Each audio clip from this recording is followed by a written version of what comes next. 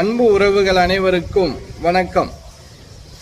29/10/2025 புதன்கிழமை.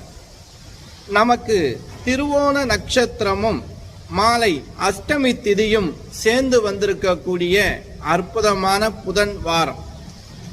இப்படிப்பட்ட புதன் வாரத்தில் நம்ம செய்யக்கூடிய வழிபாடுகள், அதாவது இந்த வழிபாடுகளை செய்தால் 100% பலன் நமக்கு கிடைக்கும், நல்ல பலன் கிடைக்கும்.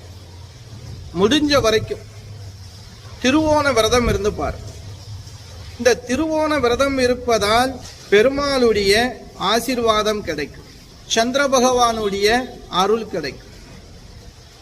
இந்த திருவோண விரதம் இருக்கிறது துளசி தீர்த்தம் சாப்பிட்டு எந்த உணவும் எடுத்துக்கொள்ளாமல் விரதம் இருக்கக்கூடிய வழிமுறையும் இருக்கு. இப்படி இந்த